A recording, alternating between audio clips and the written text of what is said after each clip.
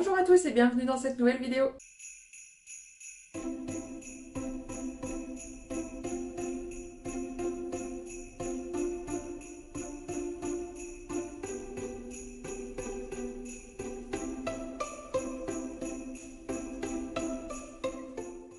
Aujourd'hui, nous allons prendre un petit peu soin de mes plantes. Il n'y a pas énormément de choses à faire étant donné que, j'allais dire on est en hiver, non pas encore, mais vu le temps, on se croirait déjà en hiver. J'ai quasiment stoppé les arrosages, donc il y en a qui n'ont pas bu depuis un petit moment. Mais avant de passer aux plantes, je vais vous présenter une marque française de bijoux que vous connaissez sûrement à mon avis, ça s'appelle Ouillard. Donc j'ai reçu des bijoux de cette marque il y a quelques semaines, déjà presque un mois il me semble.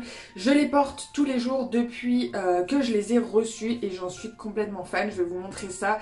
J'ai reçu cette jolie bague, je ferai d'autres vidéos que je mettrai aussi en même temps à l'écran. Donc il y a cette jolie bague en forme de petite plume, très très jolie en argent massif. On a ce collier également en forme de petit coquillage, petite coquille Saint-Jacques. En argent également. J'ai tout pris en argent parce que moi au niveau de mon teint de vampire très pâle, je suis obligée de prendre de l'argent puisque ça ressort très bien sur la peau pâle, alors que la couleur dorée et l'or, c'est très moche sur des teints pâles, de la peau blanche comme la mienne. Donc voilà, je reste tout le temps sur l'argent et de toute façon c'est ce que je préfère. Ça coûte moins cher en bijoux que de l'or. Donc la bague, je la porte tous les jours, il n'y a aucun problème. Au niveau du lavage de main et de la douche, je me lave avec en fait, il n'y a aucun problème, elle n'a pas bougé, il n'y a aucune décoloration, elle est toujours aussi brillante. Et je suis une tarée du lavage de main et ça date de bien avant le Covid, parce qu'il y en a qui se sont réveillés au moment du Covid. Moi ça fait des années que je me lave très souvent les mains la journée, peut-être un peu trop d'ailleurs, mais bon. Donc je peux vous garantir qu'il n'y a aucun problème avec les bagues au niveau du lavage de main, au niveau de la douche, etc. Le collier, je ne dors pas avec pour éviter tout simplement qu'il y ait de la casse. Mais je le mets après ma douche, je porte toute la journée et tout va bien. Il est très brillant et super joli.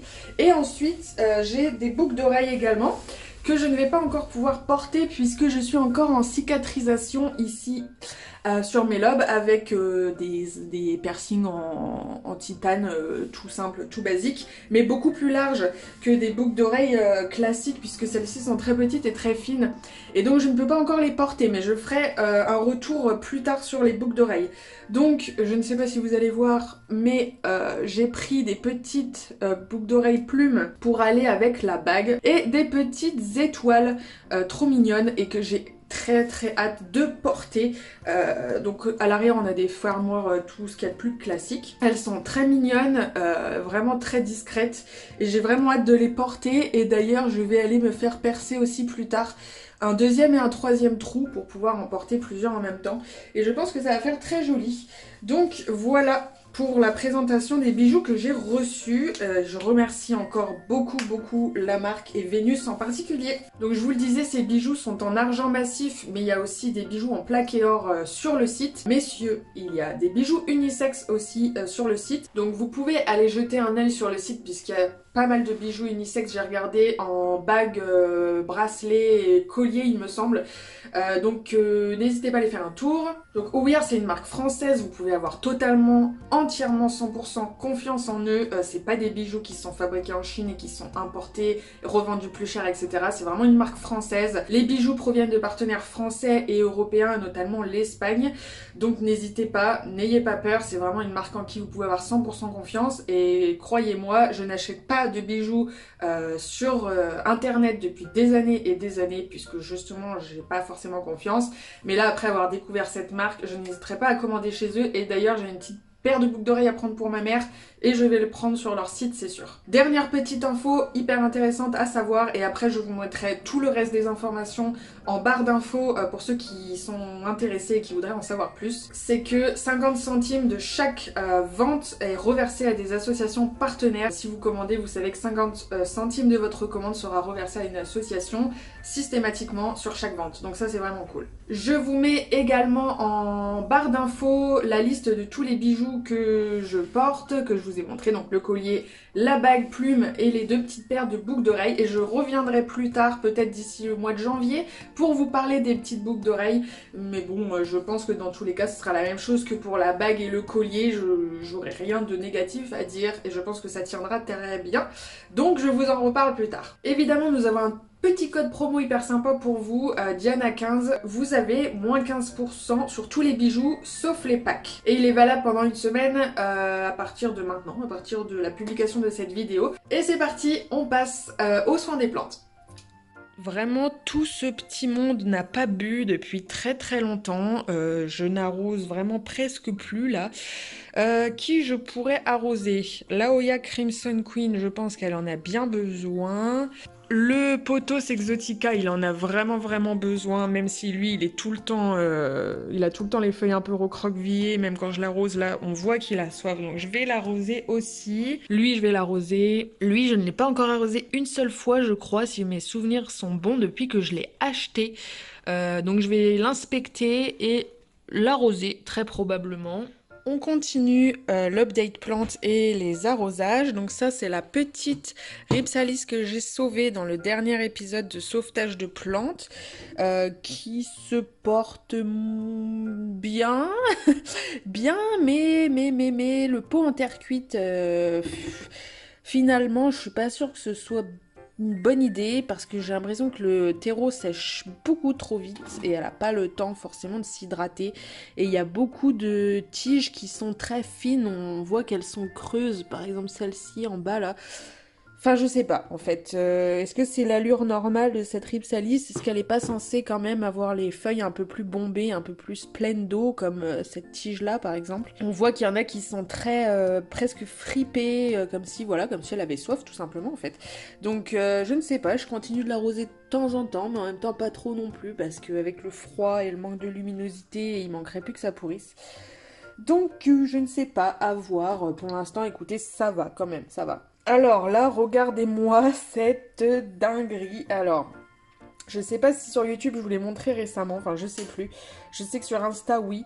Mais alors, mais regardez-moi la dinguerie de ce Monstera Adansonii variegata, j'en perds mes mots carrément.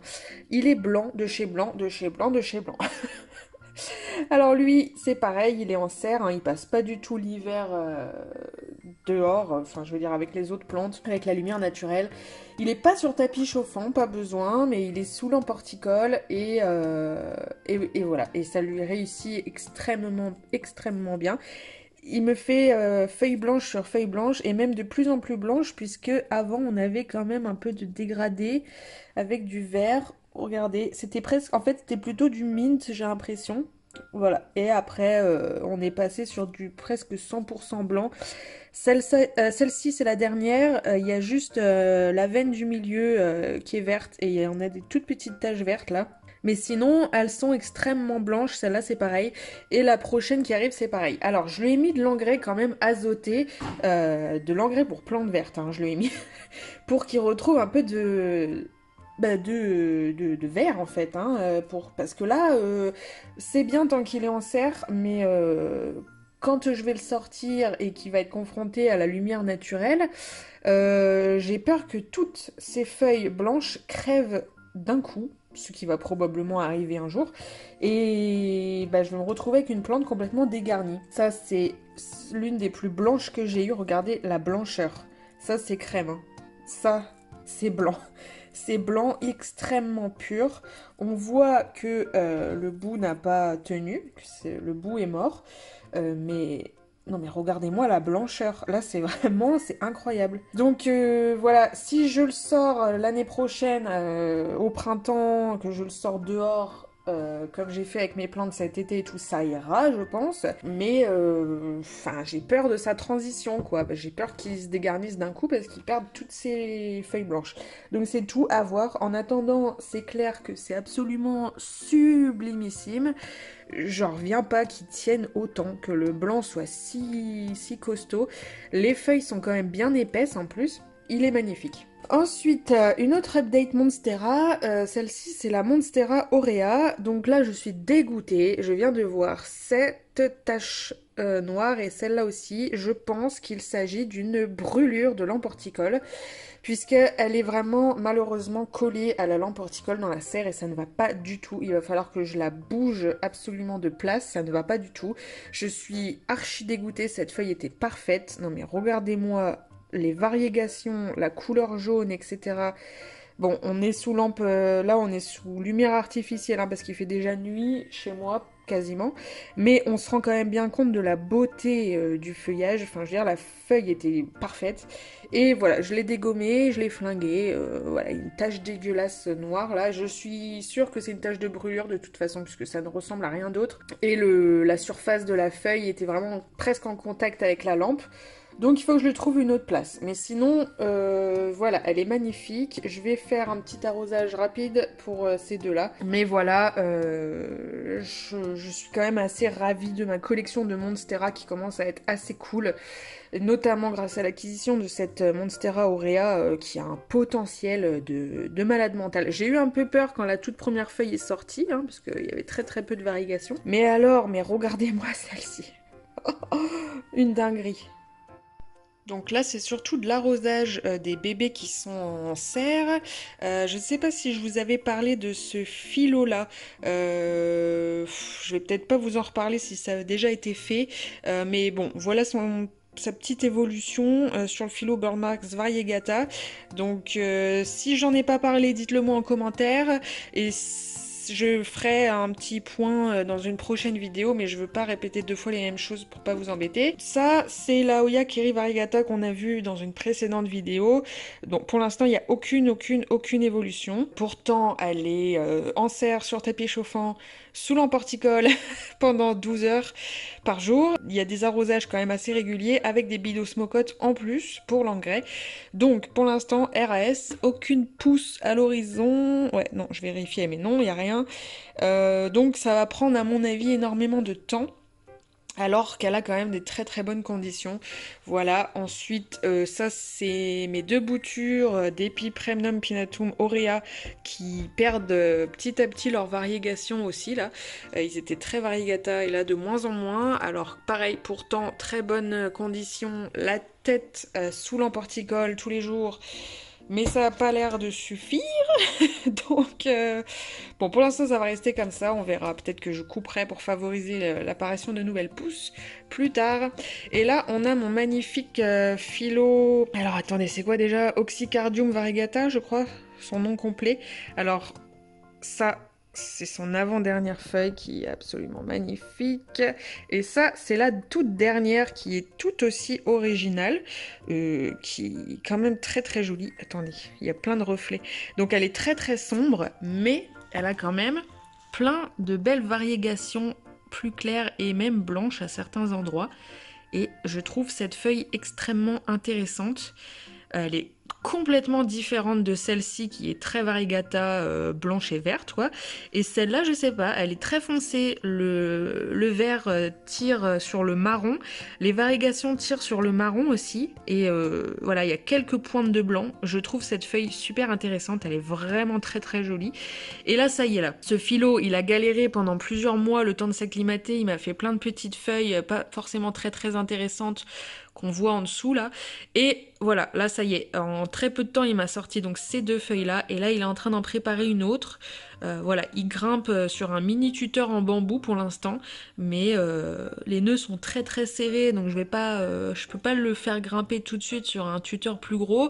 Le système racinaire, il évolue un petit peu. Enfin, c'est pas trop tôt, parce que ça c'est pareil, rien de fou avec ce système racinaire depuis le début. C'est peut-être pour ça aussi qu'il avait du mal à pousser. Bon là, on a des nouvelles racines là, donc c'est bon signe. Il est également sur tapis chauffant, en serre et sous lampe horticole tous les jours, etc., etc. De toute façon, celui-là, je ne lui ferai vraiment pas passer l'hiver avec les autres plantes, c'est hors de question. Donc voilà, ça c'est une petite bouture de platinum que je dois envoyer, mais vu les températures négatives de cette semaine, je pense que je vais attendre un petit peu. Mais voilà, je voulais absolument vous montrer ce magnifique philo qui, à mon avis, à terme, va être assez incroyable. J'ai vraiment hâte qu'il me fasse de nouvelles feuilles parce qu'à chaque fois, c'est une nouvelle surprise. Alors sinon là on est dans ma salle de bain qui est exposée sud-est, donc c'est quand même plutôt pas mal et pourtant c'est encore pas suffisant même pour une plante verte. Donc comme quoi quand on dit que certaines plantes vertes peuvent tenir vraiment dans des coins extrêmement ombragés dans les intérieurs, j'ai quand même un doute. Hein. La Rhaphidophora ne pousse plus, ça y est elle est partie en repos total depuis plusieurs semaines, elle a même atrophié, comment on dit, pas atrophiée, elle a carrément tué sa dernière feuille qui était en cours de croissance là. Regardez, hop, je me retrouve avec une pousse là sans feuilles, sans rien, donc une tête un peu bizarre. Les pousses qui sont plus bas, c'est pareil, elles sont complètement au repos. Donc voilà, une plante pourtant totalement verte, qui est censée pousser dans les coins les plus sombres, et bien pourtant, non, elle est quand même au repos, alors qu'elle a une situation presque parfaite avec une exposition sud-est.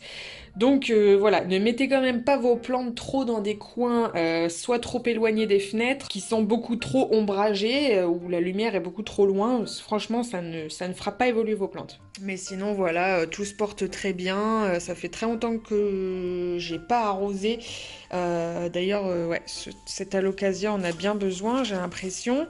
Donc voilà, mais il m'a sorti une nouvelle feuille quand même alors qu'il fait froid et très moche et qu'il y a très peu de luminosité et qu'il a l'air de décliner, mais pourtant voilà, il m'a quand même fait une très très jolie feuille et qui n'a aucun défaut, j'ai l'impression, juste un peu de poussière. Bon, alors sinon, comment on est niveau température? On est pas très chaud. On n'est pas très chaud, là il fait 18. Le matin, je sais qu'il fait bien plus froid et la nuit, je crois que ça peut descendre à 15-16 degrés. Donc, elles le vivent extrêmement bien. Il n'y a vraiment aucun problème là-dessus. Ce pothos Global Green est en train d'évoluer, mais enfin de fou. Hein, il me fait feuille sur feuille. Il pousse encore. Toutes les lianes poussent encore. Donc vraiment, il n'y a aucun... Il n'y a aucun problème avec la plupart des plantes. Là, il y a mon pothos Platinum qui a eu un peu mal, là, mais je sais pas pourquoi. Et en plus, il continue de pousser aussi. On a aussi Meripsalis qui font des nouvelles pousses. Ici, ici, et même j'ai vu que finalement le tout petit là était aussi en train de pousser. Donc vraiment, ça va tout seul. Elles ont aucun problème avec le froid. Alors forcément, il y en a qui se sont mis au repos et qui vont rester au repos, je pense, jusqu'au printemps. Mais sinon, dans l'ensemble, elles le vivent pour l'instant très très bien. Et là, je viens de voir que ce cactus zigzag a été fripé à certains endroits, donc on va l'arroser aussi. Voilà, voilà, on va continuer doucement les arrosages.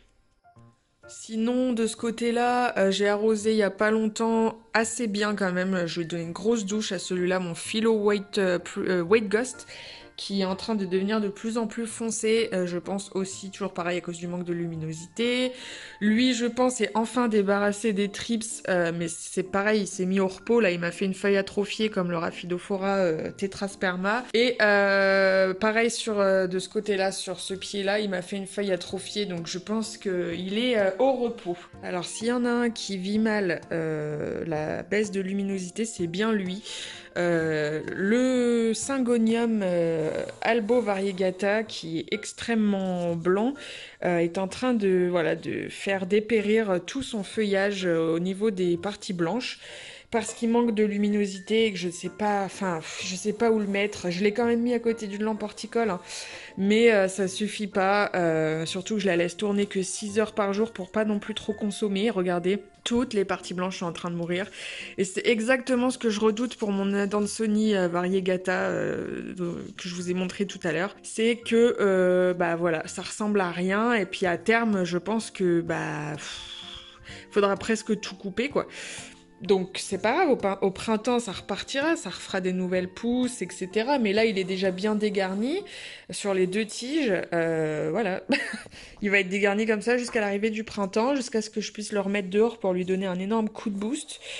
Et voilà. Et sinon vous vous souvenez de ce petit bébé Alocasia qui est à ses pieds là depuis le début, qui était sorti de manière inopinée, eh bien il est toujours là. Aucune nouvelle feuille, mais il est toujours là, il survit, donc voilà, voilà. Donc ce Syngonium, il n'est pas forcément en grande forme, mais il continue de pousser quand même, et en plus de me sortir des feuilles toujours de plus en plus blanches.